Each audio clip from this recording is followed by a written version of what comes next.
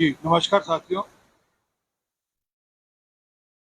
चुनाव का बिगुल बज चुका है। लगातार हम लोग यहाँ से प्रेस कॉन्फ्रेंस करते हैं, आप लोगों से वार्तालाप करते हैं और आप लोगों का सहयोग हमको खूब मिल रहा है ताकि जो संदेश हम लोग अपनी पार्टी का देना चाहते हैं, अपनी सरकार का देना चाहते हैं, वो संदेश पहुँचाने में आप हमारी मदद करें। आज की जो पीसी है वो डॉक्टर जितेंद्र सिंह जी, जो आपके यहाँ के चर्चित सांसद हैं, पॉपुलर सांसद हैं और भारत सरकार के मंत्री हैं, प्रधानमंत्री कार्यालय में मंत्री हैं।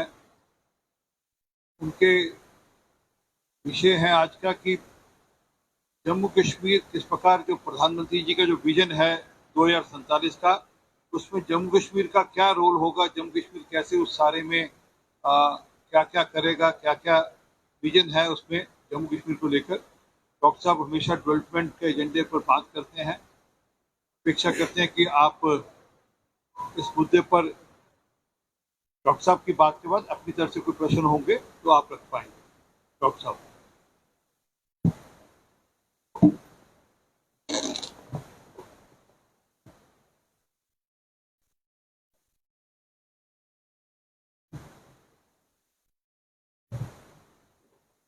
धन्यवाद आदरणीय Shri R P. Singh ji for your very kind introductory remarks. दोस्तों, जैसे कि हम सब जानते हैं कि 10 वर्ष के अंतराल के बाद जम्मू कश्मीर विधानसभा के चुनाव होने वाले हैं और इसलिए एक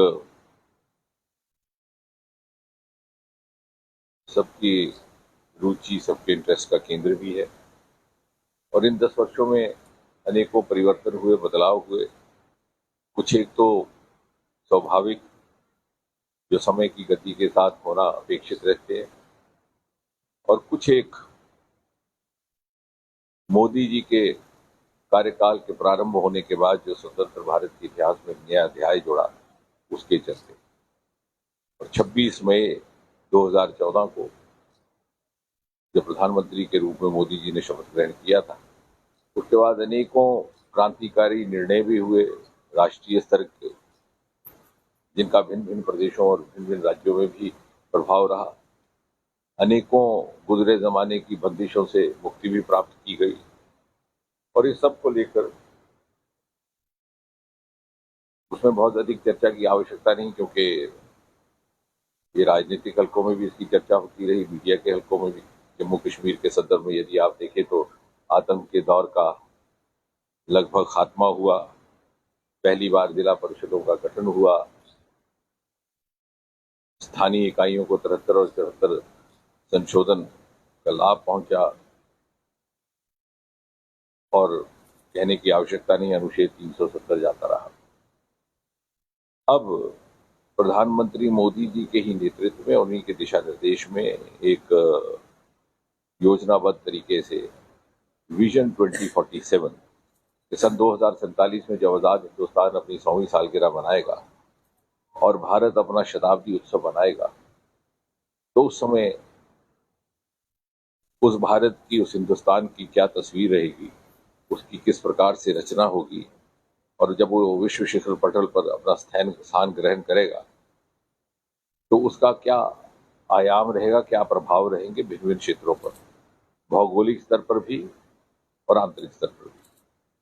और जैसे श्री आर.पी. सिंह जी ने अभी कहा कि जम्मू कश्मीर उस 2047 के शताब्दी भारत में, where would it fit in that larger picture of India 2047?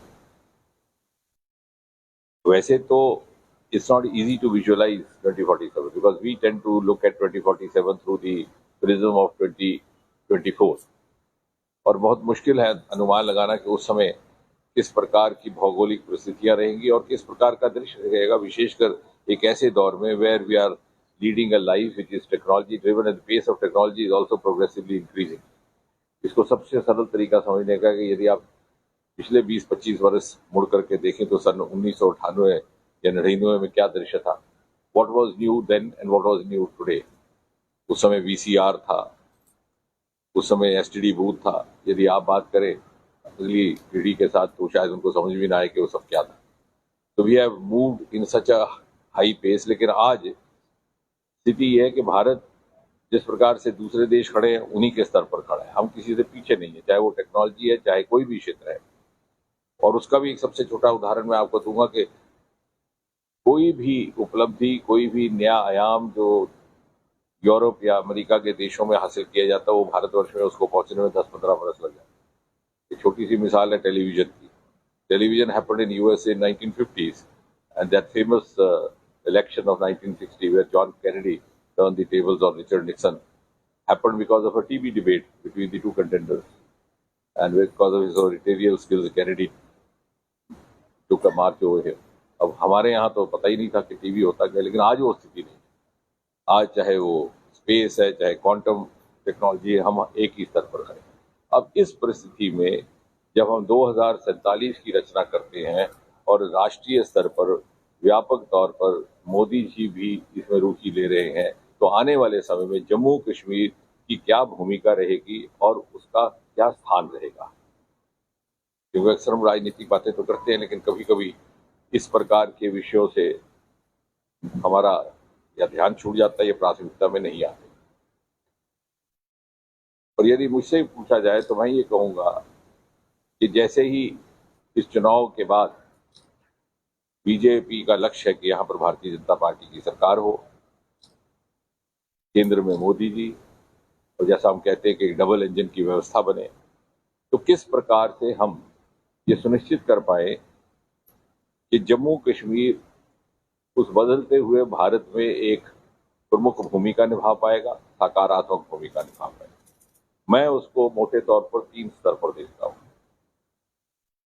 वो उस स्थिति में जबकि यहाँ पर भारतीय जनता पार्टी की सरकार हो और केंद्र से हमें मोदी जी का सहयोग भी हो और उनका मार्गदर्शन भी। और जो 3 पहलू, जो 3 स्तर जो जम्मू कश्मीर की विकास की धारा को दिशा देंगे, वो रहेंगे, एक, democratization of the democratic processes. And I'll just in a minute or two try to explain what it meant by this. Second, governance through self-governance. And third, development by exploring the undeveloped sectors. अब जम्मू कश्मीर के संदर्भ में क्यों आता है ऐसा? क्योंकि अक्सर ये बातें राजनीतिक प्रेस वार्ताओं में नहीं आती, लेकिन ये विषय बड़े मौलिक विषय हैं। जब मैं कहता हूं कि democratisation through of the democratic process, तो उसका अर्थ यह है कि यहाँ पर भले ही उदाहरण के तौर पर पंचायतों का गठन हो गया था, लेकिन पंचायतों को वो अधिकार प्राप्त नहीं थे जिससे कि वो अपनी लोकतांत्रिक दायित्व को पूरी तरह निभा पाए। और वो मोदी जी के आने के बाद संभव हुआ, जब 73 और 74 अमेंडमेंट लागू हुआ, जो केंद्र से आने वाली राशि थी सीधी सीधी चुने हुए प्रतिनिधियों तक पहुंचने लगी। पहले वो कुछ एक लोगों के हाथ में रहती थी। इसी प्रकार लगभग 25-30 वर्ष जो पुराने हमारे पत्रकार मित्र हैं, उन्होंने वो दृश्य देखा कि 8-10% को लेकर के चुनाव होता था, उसी में सांसद बन जाते थे, उसी में विधायक, उसी से सरकारें बन जाती थी। मैंने तो एक बार संसद में ये भी कहा था कि काश कोई ऐसा नियम आए कि we can determine a minimum threshold of the voter turnout before a member of parliament is recognized as a member of parliament. क्योंकि जहाँ 15, 18, 20 लाख वोटर हो जिस कॉन्स्टिट्यूंसी में, वहां अगर 8% या 10% मतदान होता है तो वो रिप्रेजेंटेटिव कैरेक्टर नहीं कहा जा सकता।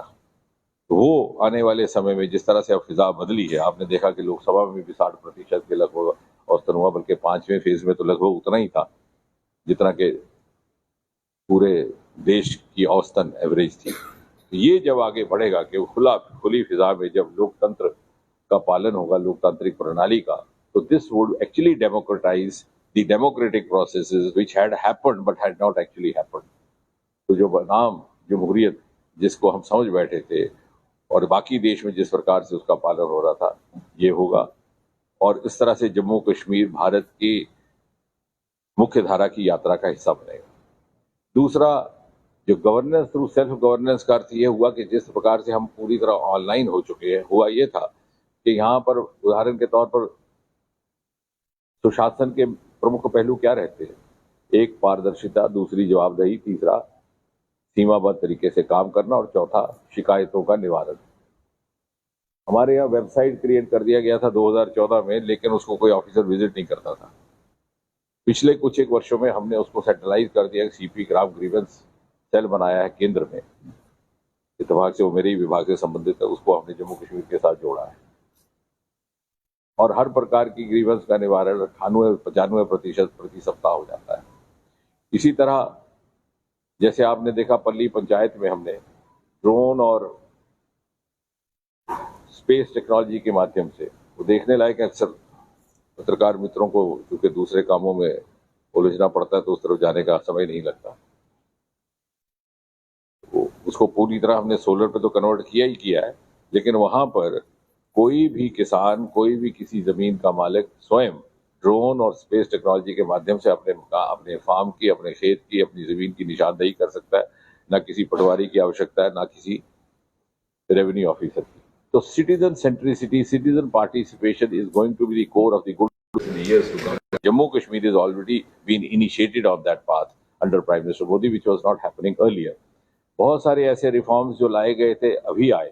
उदाहरण के तौर पर इंटरव्यू की प्रथा समाप्त करने का ऐलान मोदी जी ने लाल किले से किया था। सन 2016 में 1 जनवरी से सारे देश भर में इंटरव्यू की प्रथा समाप्त कर दी गई, क्योंकि ये शिकायतें आती थी कि लेन देन होता है, भ्रष्टाचार होता है, भाई भतीजावाद होता है, जिसको 100 अंक मिलते हैं रिटर्न में उसको फेल कर दिया जाता है या उसको कम दिया जाता है और इंटरव्यू वाले को ले लिया जाता है। लेवल प्लेइंग फील्ड देने के लिए जब वो प्रथा वहां पर समाप्त हो गई, केवल जम्मू कश्मीर में ना हो पाई थी, यहाँ पर राज्यपाल शासन लागू होने के पश्चात उसको लागू किया गया।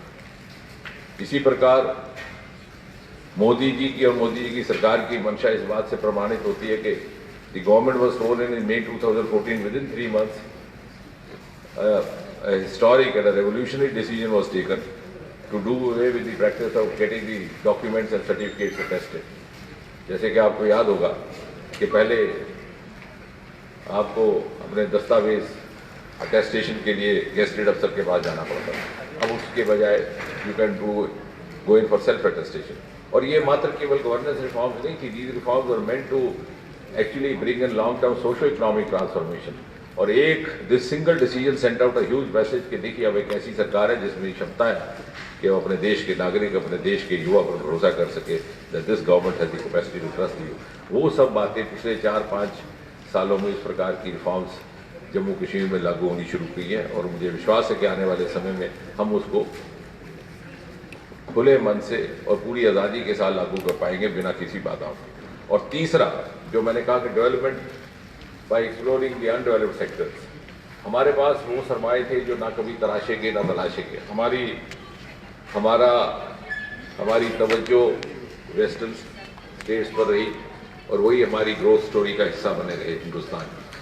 लेकिन जो हमारे पास इनहेरेंट सरमाए थे, natural resources like for example aroma resources, Himalayan resources which is exclusive to Jammu and Kashmir, उसको मोदी जी के आने के बाद तराशने का काम किया। और आपने देखा कि देखते ही देखते Jammu Kashmir has given India the concept of agri startups in the form of lavender startup. 3-4 हज़ार युवा हमारे उससे जुड़ गए।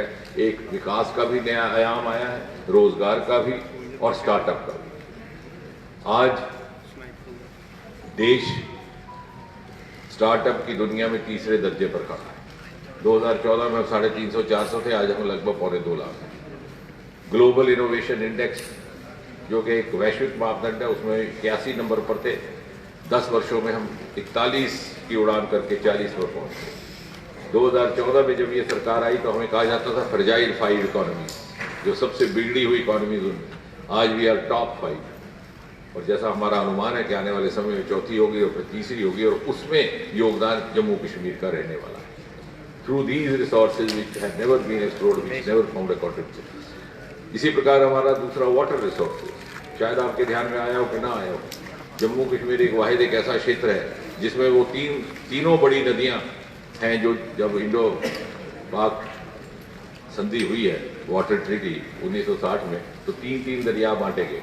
जो पाकिस्तान के हिस्से में 3 दरिया है, वो तीनों के तीनों जम्मू कश्मीर से होकर के गुजरते हैं, चाहे वो झेलम है, चाहे वो चिनाब है, चाहे सिंधु जो लद्दाख से होकर। और जो हमारे हिस्से में दरिया थे, रावी सतलुज और व्यास, उसका भी प्रमुख हिस्सा हमारे, लेकिन उसको कभी नहीं एक्सप्लोर किया गया। यहाँ पर के यहाँ तक के रावी का जो शाहपुर कंडी का प्रोजेक्ट था, उसको 40 साल ठंडे बस्ते में रखा गया। मोदी जी के आने के बाद अब काम शुरू हुआ। अब कंडी का इलाका कंडी ना कहलाएगा, सिंचाई भी होगी, बिजली की पैदावार भी होगी। जनाब के सरमाए अब एक्सप्लोर होने लगे। मोदी जी के आने बाद 5-5, 6-6 पावर प्रोजेक्ट्स किश्तवाड़ में लग गए, चाहे पक्कड़ डूल है, चाहे कराए कीरू है, चाहे करवाए। और small town of Kishtwar is going to be the power hub of north India. बल्कि पिछली सरकारों ने तो यहाँ के रोक के भी रखे थे, तो रेटले प्रोजेक्ट अब शुरू। तो कहने का तात्पर्य ये कि जो हमारे सरमाए थे उनको एक्सप्लोर नहीं किया गया, जो हमारे काम हो सकते थे उनको भी रोका गया। और अगर इसी तरह से इफ वी मूव ऑन और हमारी माइंडसेट भी उसी तरह से बन गया, as a we are different from others and others also looking at us, so when we are now a part of the mainstream growth story of India, we can say with confidence that when we have a BJP government here with also the patronage of the Modi government at the center, this double engine holds the promise to ensure that Jammu and Kashmir will play a leading role in the future growth story of India, and vision Jammu Kashmir 2047 will be an essential component of Vision India 2047. धन्यवाद। Question please, आपके कोई question हो तो पूछें कोई। एक minute, इसी विषय पर दूसरा विषय देखो, आज का विषय प्रेस का यही था, तो निवेदन इसी विषय पर रखे तो अच्छी बात है। इसी विषय पर